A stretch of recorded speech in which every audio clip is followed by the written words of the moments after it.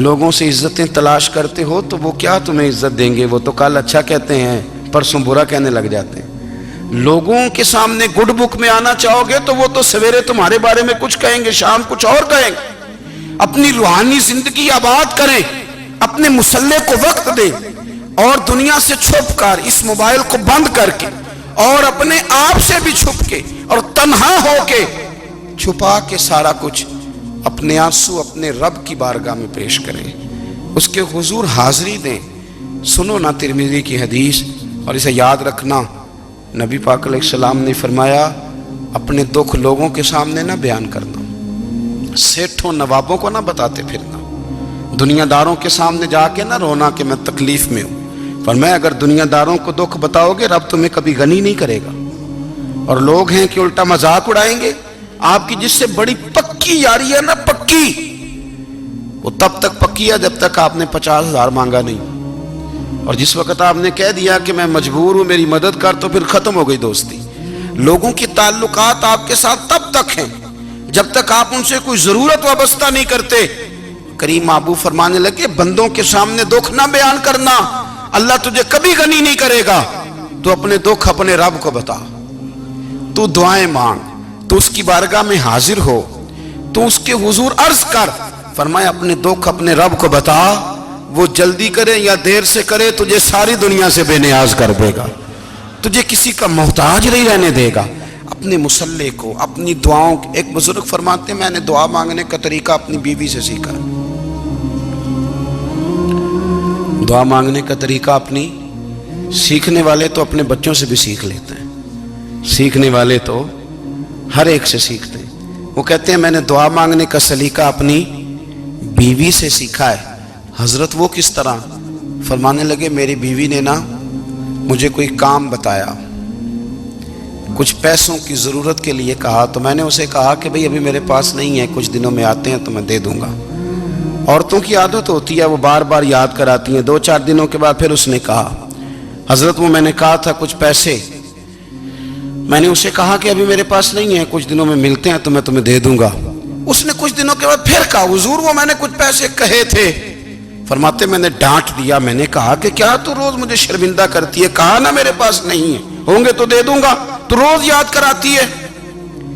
فرماتے ہیں اس نے پہلے تو میری ڈانٹ کو سہا، پھر میرے سخت جملوں نے اس کی آنکھوں میں آنسو پیدا کر دیے، پھر اس نے اپنے آنچل میں اپنے اس دکھ کو سمیٹا، اور پھر اس نے ایک جملہ کہا تو میں رو پڑا، اور مجھے اپنے رب سے مانگنے کا طریقہ آ گیا۔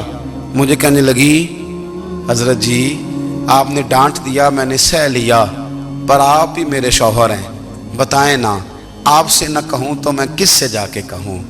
فرماتے ہیں میں رو پڑا، اور میں کھل کے رویا، اور میں تڑپ کے رویا، اور پھر میری سسکیاں بند گئیں۔ تو مجھے کہنے لگی آپ کو کیا ہوا؟ میں نے کہا مجھے بھی دعا مانگنی آ گئی ہے، جب میں اسے کہوں گا نا اللہ تو ہی میرا رب ہے، میں تجھ سے نہ کہوں تو میں کس سے جا کے کہوں؟ میں کیوں کسی بندے سے سوال کروں؟ میں کیوں کسی دنیا دار سے کہوں؟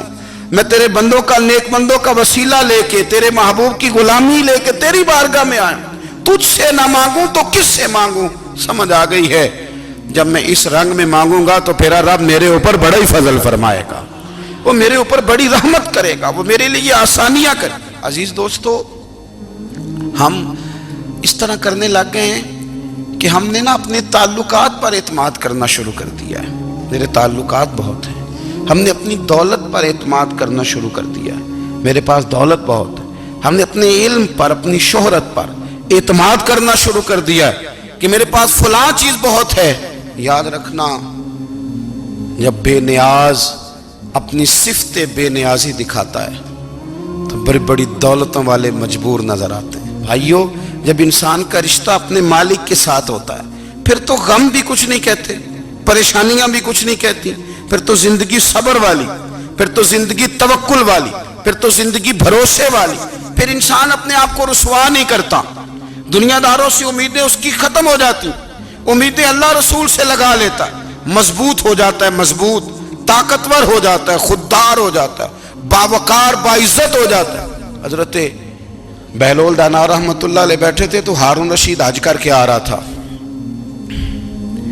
تو رستے میں حضرت شیخ سے ملاقات ہو گئی تو السلام علیکم کے بعد کہنے لگا حضور کوئی حکم ہو تو بتائیے گا. تو حضرت بہلول دنا فرمانے لگے تیرا رب کون ہے؟ اس نے کہا اللہ. تو فرمایا میرا کون ہے؟ کہا اللہ. فرمانے لگے تو بڑا ہی بیوقوف ہے، کیا تو یہ سمجھتا ہے کہ رب ہارون رشید کو تو دے گا اور بہلول دانا کو بھول جائے گا؟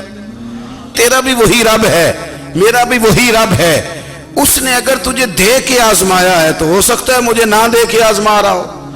جب اس کی حکمت کے تقاضے ہوں گے تو عطا کرے گا اور دے گا. تو جا اپنا کام کر. بھائی اپنی روحانی زندگی، اپنی عبادات، اپنے وظائف، اپنے روزمرہ کے معاملات، اپنی دعائیں، اپنا استغفار. دیکھو کوئی مشکل کام تو نہیں 2 رکوع ہیں سورہ واقعہ کہ اگر رات کو پڑھ لی جائے تو. میں کس طرح یہ بات بیان کروں کہ تعویذ بانٹنا آسان ہے اور وظیفہ بتانا مشکل ہے. سارا دن تعویذ بانٹیں تو لوگ لینے کو تیار ہیں، اور اگر آپ وظیفہ بتائیں تو کہتے ہیں تو مشکل کام ہے. او خدا کے بندے، اگر آپ کا تعلق قرآن پاک کے ساتھ مضبوط ہو، قرآن پاک کے ساتھ اگر آپ کا رشتہ ہو، لوگ سفارشیں ڈھونڈتے ہیں نا دنیا میں کوئی تعلق مل جائے تو میرا کام ہو جائے. دنیا میں اتنا مشکل معاملہ ہے، آخرت میں مجھے بتائیے گا کتنا مشکل معاملہ ہوگا. میرے نبی پاک صلی اللہ تعالی علیہ وسلم نے فرمایا جو لوگ سورہ ملک پڑھا کرتے تھے نا، سورہ ملک، یہ سورت ملک قیامت میں ان کی سفارش کرے گی، اور اس طرح کرے گی کہ کہے گی اے اللہ یہاں اس بندے کو جنت میں داخل کر دے یا مجھے قرآن پاک سے علیحدہ کر دے. تو رب فرمائے گا جا اس کا دامن تھام کے اسے جنت تک پہنچایا. آپ بات کو سمجھیں، جب آپ کے تعلقات اپنے معاملات کے ساتھ مضبوط ہوں گے. یہ نبی کریم نے وعدہ کیا ہے کہ تو سورت واقعہ پڑھ تیرے گھر میں فاقہ نہیں آئے گا. حضرت عبداللہ ابن مسعود رضی اللہ تعالیٰ عنہ بیمار تھے تو حضرت عثمان غنی رضی اللہ تعالیٰ عنہ تیمارداری کے لیے تشریف لے گئے اور جا کر کے کہا کہ آپ بڑے بیمار ہیں، آپ کی بیٹیاں زیادہ ہیں، میں چاہتا ہوں کہ خزانے میں سے کچھ مدد کروں. تو سیدنا عبداللہ ابن مسعود رضی اللہ تعالیٰ عنہ اٹھ کے بیٹھ گئے اور کہنے لگے امیر المومنین، اللہ آپ کو میری طرف سے، میری بیٹیوں کی طرف سے بہتر صلہ دے. میری بیٹیوں کو کسی خزانے کی ضرورت نہیں، میں نے انہیں خزانہ دے دیا ہے. کہا جناب آپ نے کون سا خزانہ دیا ہے، میں آپ کے مالی معاملات کو جانتا ہوں. تو فرمانے لگی امیر المومنین میرے نبی کریم نے فرمایا ہے جو سورت واقعہ پڑھے اسے کبھی فاقہ نہیں آتا. میں نے بیٹیوں کو یاد کرا دی ہے، یہ خزانہ میں نے انہیں دے دیا ہے. وہ سارے والدین سنیں جو بیٹیوں کے لیے پریشان رہتے. حضرت عبداللہ ابن مسعود نصیحت کر رہے ہیں، فرمانے لگے میں نے سورت واقعہ یاد بھی کرا دی ہے، پڑھنے کی عادت بھی ڈال دی ہے. حضور نے فرمایا ہے جو سورت واقعہ پڑھے اسے فاقہ نہیں آتا. کہنے لگے چاند تو اپنی جگہ چھوڑ سکتا ہے، سورج گر سکتا ہے، تارے ٹوٹ سکتے ہیں، پر مدینے والے رسول کی بات غلط نہیں ہو سکتی. حضور نے فرمایا فاقہ نہیں آئے گا تو انشاءاللہ کبھی بھی نہیں آئے گا. کرنے کا کام یہ ہے کہ ہم اپنے معاملات، اپنی عبادات، اپنی دعائیں کبھی 10 منٹ عادت ہو جائے نا دعا مانگنے کی علیحدہ سے رات کو. حضور نے فرمایا جو فرض نماز کے بعد دعا مانگے اللہ اس کی قبول کر لیتا ہے. نبی پاک صلی اللہ تعالی علیہ وسلم نے فرمایا اللہ مسافر کی دعا قبول فرماتا ہے. حضور نے فرمایا اللہ مظلوم کی دعا قبول فرماتا ہے. حضور نے فرمایا بیمار سے دعا کراؤ اللہ اس کی دعا قبول فرماتا ہے. میرے نبی پاک نے فرمایا ماں باپ جب بھی اولاد کے لیے ہاتھ اٹھائیں، ویسے تے بلے شاہ تو آسمانی اڈدیاں ہی پھڑ دیں، جڑا گھر بیٹھا انہوں بڑھیا ہی نہیں. حضور فرمانے لگے ماں باپ جب بھی اولاد کے لیے دعا فرمائیں اللہ ان کی دعا کو قبول کرتا ہے. آپ اپنا تعلق بنائیں دعا کے ساتھ، عبادت کے ساتھ، مصلی کے ساتھ رشتہ بنائیں، استغفار پڑھیں. صلاح الدین ایوبی صلیبی جنگوں میں تھے، رات کو مسجد اقصیٰ میں نماز پڑھی تو پریشان تھے.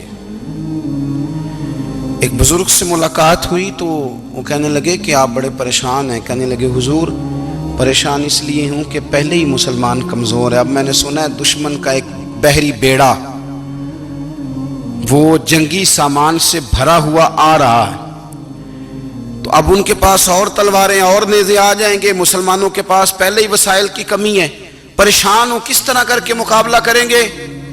یہ بات کہتے ہی صلاح الدین ایوبی نے بزرگوں سے کہا حضور آپ بھی دعا کرنا. دعا کی بڑی طاقت ہے. میرے نبی پاک نے فرمایا دعا مومن کا ہتھیار ہے. دعا مومن کا حضور نے فرمایا تقدیر کو سوائے دعا کے کوئی چیز نہیں بدل سکتی. دعا مومن کا ہتھیار ہے. یہ کافر کے پاس کوئی نہیں، یہ ہتھیار ہے مومن کا. اللہ کرے آپ کو سمجھ آئے. پھر سنیں، کئی بار کہہ چکا ہوں، یہ ہتھیار ہے. کافر کے مقابلے میں جو تیرے پاس سب سے بڑا ہتھیار ہے وہ دعا ہے. دعائیں کرانی چھوڑ دی، کرنی چھوڑ دی، لینی چھوڑ دی. حضرت سیدنا انس بن مالک رضی اللہ تعالیٰ عنہ فرمایا کرتے تھے میں نے وہ رنگ دیکھا ہے جب حضور دعا مانگتے تھے اور حضور کی مقدس آنکھوں میں آنسو بھی ساتھ ہی بہا کرتے تھے. میں نے وہ انداز دیکھا ہے. تو صلاح الدین ایوبی بزرگ سے کہنے لگے آپ بھی دعا کیجیے، اور خود رونے لگے اور سر سجدے میں رکھ کے رونے لگے اور عشاء سے لے کر فجر تک روئے، خوب روئے. صبح وہ بزرگ آئے تو صلاح الدین ایوبی کا خوبصورت اور ہنستا ہوا چہرہ دیکھا. کہنے لگے آپ بڑے خوش ہیں، رات تو میں نے بڑے روتے ہوئے دیکھا تھا. تو کہنے لگے حضور وہ جو بحری بیڑا آ رہا تھا نا وہ پانی میں ڈوب گیا ہے، اب وہ نہیں آ رہا، ابھی خبر آئی ہے تو میں بڑا خوش ہوں. بزرگ کہنے لگے اٹھ سینے سے لگ اور سن ایک بات، وہ بحری بیڑا پانی میں نہیں ڈوبا، وہ تیرے آنسوؤں میں ڈوب گیا ہے. وہ جو تو رات رویا ہے نا رب کریم کی بارگاہ میں تو وہ ڈوب گیا ہے. حضرت عائشہ صدیقہ رضی اللہ تعالیٰ عنہ فرماتی ہیں ایک عورت تھی اور اسے نبی پاک صلی اللہ تعالیٰ علیہ وسلم نے نا وہ کلمہ پڑھ کے مسلمان ہوئی، مدینہ طیبہ آ گئی تو حضور نے مسجد نبوی شریف میں اس کے لیے مکان، ایک سادہ سا کمرہ ساتھ مسجد کے بنوا دیا، وہیں رہنے لگی. اکثر وہ سیدہ طیبہ کے پاس آتی تو حضرت عائشہ صدیقہ رضی اللہ تعالیٰ عنہ فرماتی ہیں وہ بڑی باتیں سناتی اور آخر میں کہتی وہ ہار والا دن بھی بڑا عجیب دن تھا اور میرے رب کی قدرتوں کا دن تھا، وہ بھی بڑا عجیب دن تھا. سیدہ عائشہ صدیقہ رضی اللہ تعالیٰ عنہ ایک دن فرمانے لگی کہ تو ہار والے دن کا بڑا ذکر کرتی ہے، وہ کیا دن تھا؟ تو خاتون کہنے لگی اماں جی وہ دن تھا جب میرے رب پر بھروسہ اور مضبوط ہو گیا، جس دن میرا اپنے رب پر توکل اور بڑھا، میرے ایمان میں یقین میں اور پختگی آئی. کہنے لگی میں ایک گھر کی کنیز تھی، نوکرانی تھی، اس گھر میں ایک بچی تھی جس کے پاس سونے چاندی ہیرے جواہرات کا ہار تھا. اس زمانے میں نا چمڑے کے اوپر لوگ ہیرے جواہرات لگاتے تھے، کئی دفعہ سرخ رنگ کے چمڑے پہ لگائے جاتے تھے. وہ بچی پہنتی تھی تو کہتی ہوں بچی کے اس نے اتار کے رکھا یا اس سے گرا وہ ہار تو چیل اسے اٹھا کے لے گئی گوشت سمجھ کے اور میرے سامنے اٹھا کے لے گئی. گھر والوں نے مجھ سے پوچھا، یہ بخاری میں موجود ہے، گھر والوں نے پوچھا مجھ سے کہ وہ ہار کہاں ہے تو میں نے کہا چیل اٹھا کے لے گئی. گھر میں کچھ چوری ہو جائے تو سب سے پہلا الزام کس پہ لگتا ہے؟ ملازمین پہ. کہتے انہوں نے مجھے بڑا مارا، بڑی تکلیف تھی، حتیٰ کہ میری شرمگاہ تک کی تلاشی، میری عزت اتنی خراب کی میں بتا نہیں سکتی. میں نے اپنی زندگی میں ایک واقعہ دیکھا، ایک امیر گھر میں چوری ہو گئی، ملازم کو اتنا مارا کہ وہ چارپائی پہ پڑ گیا. پولیس والوں سے اتنی مار پروائی گئی کہ وہ بیچارہ چارپائی پہ پڑ گیا اور پھر وہ اتنا بیمار ہوا اور کچھ دنوں کے بعد پتہ چل گیا کہ چور تو اپنا بیٹا ہے ان کا. پھر اس کا انتقال ہو گیا. اب وہ سیٹھ صاحب اور گھر والے آ کے نا مرنے والے کے کان میں معافیاں مانگ رہے ہیں، کان میں. تو میں نے ان سے پھر کہا تھا کہ یہ تو اب چلا گیا ہے، تمہارا زور چلتا تھا نا تو تم نے قانون خریدا اور تم نے اسے جتنا ہو سکا تم نے اسے مار پڑوائی. تمہارے پاس جو عدالتیں تھیں تم نے وہاں کارروائی کی، اب ایک عدالت قیامت کے دن لگے گی. یہ کمزور تھا نا، کچھ کر نہیں سکا. میرے نبی پاک صلی اللہ علیہ وسلم نے فرمایا سن لو، اگر سینگ والی بکری نے بغیر سینگ والی بکری کو تکلیف دی ہوگی نا تو قیامت کے دن اسے بھی بدلہ دینا پڑے گا کہ تیرے پاس سینگ تھے اور تو نے اسے مارا تھا.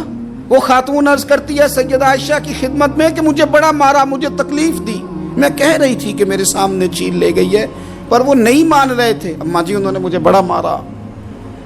حضرت عائشہ صدیقہ کہتی ہیں پھر کیا ہوا؟ کہنے لگی اماں جی جب کوئی میرا مددگار نہ رہا، مجھے تکلیف دے رہے تھے، رسوا کر رہے تھے، تو میں نے اپنے رب سے مدد چاہی، میرے رب کی طرف میں نے توجہ کی. میں نے کہا مالک اب تو ہی میرا مددگار ہے، कहती है वो मुझे मार रहे थे तो वो चील जो हार ले गई थी वही लेके वापस आ गई, और हमारे सरों के करीब ला के उसने जब उस हार को फेंका, वो मुझे छोड़ के साइड पे हुए, वो मेरी बेगुनाही जान गए। लेकिन आपको बताऊं, उस दिन से मेरा अपने रब पर यकीन और बढ़ गया। मुझे समझ आ गई कि जब इंसान पूरा टूट जाता है और जब कोई चारों जानिब उसका मददगार नहीं होता, तो रब तो होता है ना, अल्लाह तो उसका मददगार होता है ना, वो तो फिर अपने उस बंदे की मदद करता है ना, फिर वो तो तवानाई देता है ना, वो तन्हा नहीं छोड़ता, वो तो आंसुओं वालों के आंसुओं पे बड़ा करम फरमाता है, वो तो कसम पुरसी में आ जाता है, उसकी रहमत बढ़ के इस्तकबाल कर लेती। ओ मेरी मिल्लत के जवानों, मज़ा नहीं आ जाता जब सारी दुनिया सोई हो, सारी दुनिया, और बिस्तर भी गर्म हो और नींद भी पूरा गलबा कर रही हो, और अचानक घंटी बजे दिमाग में, आंख खुले, घड़ी पे नजर पड़े, 3:30-4 बजे का पैगाम घड़ी बताए, और कोई चढ़ती जवानी वाला उठ के वुजू करे, और जब वो मुसल्ला खोल के बिछाए तो मदीने वाले महबूब कहते हैं कि हर नमाज पे रब सवाब देता है, और जो उठ के तहज्जुद की नमाज पढ़े उसे देख के तो रब मुस्कुराता है, जो उसकी शान के लायक है, जो उसकी शान के लायक, वो मुस्कुराता है, खुश होता है कि मेरा बंदा तहज्जुद में उठ गया, वो मुस्कुराता है। काश हमारी सुबहें कभी अपने मालिक के नाम हो जाएं, काश के सुबह। हजरत अबुल हसन रहमतुल्लाह ताला अलैह हजरत माज इब्न जबल रदी अल्लाह ताला अन्हु के पास बैठा करते थे। फरमाते हैं उनसे जो प्यार बढ़ा तो फिर मेरा मुसल्ले से भी बढ़ गया। ताबीएं फरमाते हैं सहाबी रसूल से मोहब्बत हुई तो जिक्र से भी हो गई, फिर दुरूद शरीफ से भी हो गई। मोहब्बत उनसे बढ़ी तो फिर अल्लाह ने मस्जिद का प्यार भी बढ़ा दिया। आप फरमाते हैं कि मेरी हर वक्त तबीयत चाहती थी कि बस अल्लाह अल्लाह करूं, बस अल्लाह अल्लाह करूं, बस ना मैं ज़रा थोड़ी जान छुड़ाऊं लोगों से, कुछ 10 मिनट मिले तो मैं कुछ 4 नफल पढ़ लूं, मैं थोड़ा सा ना बचूं लोगों से, और मुझे तस्बीह मिले तो मैं ना कुछ 400-500 दफ़ा इस्तिग़फ़ार पढ़ूं, सुभान अल्लाह, अल्हम्दुलिल्लाह, अल्लाहु अकबर, ला हौला वला कुव्वता इल्ला बिल्लाह, मैं ना तस्बीहात पढ़ूं। फरमाते हैं कि बच्चे थे घर में 6-7, गुर्बत थी, काम मिलता कोई नहीं था, और मैं काम चोर नहीं था, काम ढूंढता था, पर अल्लाह की कुदरत के काम नहीं मिलता था। फरमाते हैं कि मैंने एक दिन अपनी अहलिया से कहा कि आज मैं फिर जाता हूँ काम ढूंढने, तो मेरी बीवी बड़ी फर्मा बरदार थी, पर उस दिन ना गुर्बत के हाथों तंग आके कहने लगी, आज नाना कोई तू चीज़ लेके आया, तो मुझसे बच्चों की भूख नहीं देखी जाती है, सब रोगां दा रोग मुहम्मद जिसदा नाम गरीबी, कंड बुला के लंघ जाते नहीं दोस्त यार करीबी, आज ना कुछ लेके आया तो मैं बच्चे लेके मेके चली जाऊंगी। शेख फरमाते हैं कि मैं बड़ा परेशान घर से निकला, पर मैंने सुबह से लेके जोर तक काम ढूंढा, काम मिला कोई नहीं, तो मेरे दिल में ख्याल आया चलो काम नहीं मिलता तो अल्लाह अल्लाह तो करे ना, चलो बंदों की मजदूरी नहीं मिलती तो रब करीम की इबादत ही करते हैं। फरमाते हैं कि मैंने ना फुरात के पानी से वुजू किया, नहर के, शदीद धूप थी, साथ रेत थी और रेत तप रही थी, मैंने अपना रुमाल वहीं मुसल्ला के तौर पर बिछा लिया, और फरमाते हैं कि जोर से लेकर असर तक नमाज पढ़ी, धूप भी पूरे जोर पे, पर मेरे सजदे का ज़ौक़ भी पूरे जोर पे। फरमाते हैं सूरज भी चमक रहा है और रब की इबादत का ज़ौक़ भी पूरे जोर पे, मैं सजदा करूं तो फिर मेरा उठाने को जी ना चाहे। मेरे उस्ताद लिखा करते थे, ये उनका शेर है, वो कहा करते थे मुझे सोज दे, मुझे साज दे, और मुझे नीम शब का न्याज दे, दमे सजदा खुद को मैं तोड़ दूं, मुझे ऐसा ज़ौक़ नमाज दे। और मैं तेरी बहार का फूल हूं, मैं खिला भी हूं तो तेरे लिए, मुझे मेरी शाख से तोड़ ले, मुझे अपनी जुल्फ का नाज दे।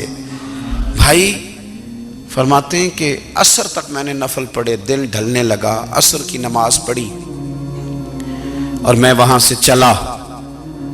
अब मैं जब निकलने लगा तो दिल में ख्याल आया कि छोटी छोटी दीवारें हैं घर की, बगैर कुछ लिए जाऊंगा तो बीवी दूर से देखेगी तो शोर करेगी कि फिर खाली हाथ आ गया है। कहते मैंने अपने उसी रुमाल में जिस पे मैंने नमाज पढ़ी थी ना, रुमाल में की आखी दे पंजाबी च साफा, कहते हैं उसी में ना मैंने कुछ रेत भर ली कि वो दूर से देखेगी तो समझेगी कुछ लेके आया है, चलो जाके उसे बता दूंगा कि आज फिर मजदूरी नहीं मिली। कहते हैं वो रेत लेकर जब मैं घर में गया तो पहले बीवी दरवाजे पे खड़ी होती थी, पूछती थी खाली हाथ आ गए हो, आज मैंने देखा तो है ही कोई नहीं। फरमाते हैं मैं अंदर दाखिल हुआ, सलाम लिए, कोने में मैंने वो रुमाल रख दिया और मैंने आवाज दी कि भली मानस कहाँ हो? तो वो कहने लगी आप मुंह हाथ धो ले, मैं रोटी लेके आई। मैंने कहा रोटी कहां से आ गई? यहां तो कई दिनों के फाके, तो कई दिनों की गुर्बत है, यहां तो इस घर में तो फकीरी है। फरमाते हैं कि वो रोटी लेके आई और उस वक़्त की जो मौजूदा नेमतें थी, समझ ले सलाद अचार हर चीज साथ लाई। मैंने कहा कि बच्चे कहाँ गए? कहने लगी वो खाना खा के खेलने गए, आप खाना खा लें आ जाते। खाना उसने चुन दिया। मैंने हैरत अंगेज लहजे में सारी नेमतें अपने दस्तरखान पे देख करके बीवी से पूछा ये कहां से आया खाना? बच्चों को तूने कहां से खाना खिलाया? ये सारा कुछ कैसा है? तो कहने लगी पता नहीं आज आप किस करीम की मजदूरी करने चले गए थे, पता नहीं किस करीम की, मेरे घर में तो इतनी नेमतें आई हैं कि मुझसे संभाली नहीं जा रही, इतना अनाज है, इतना गंदुम है, किस करीम के दरवाजे आज चले गए थे? ये कहते कहते वो उठी और उठ करके कहने लगी पहले बड़ा कुछ आया था, अब क्या ले आए हो? और जा करके ना उसने वो रेत वाला रुमाल खोला, कहने लगे मैं तो लेके आया था रेत, तो मेरे रब ने उसे भी सोने और हीरे बना दिया था। जब आपकी तवज्जो अल्लाह की जानी, मेरे नबी पाक सल्लल्लाहु ताला अलैहि वसल्लम ने फरमाया हर चीज अपने रब से मांग, हर चीज मांग, हर चीज मांग। या रसूलल्लाह क्या कुछ? मेरे महबूब ने फरमाया तेरे घर में नमक भी खत्म हो जाए तो वो भी अपने रब से मांगा कर, तू मांगना वो तुझे देगा, तो उसकी बारगाह में कशकोले तलब दराज तो करना। और तिरमिजी शरीफ में अजीब लफ्ज है, रसूल कायनात ने फरमाया, रब करीम फरमाता है जब मेरा बंदा हाथ उठाता है ना तो मुझे हया आती है कि मैं खाली कैसे लौटा दूं इसके।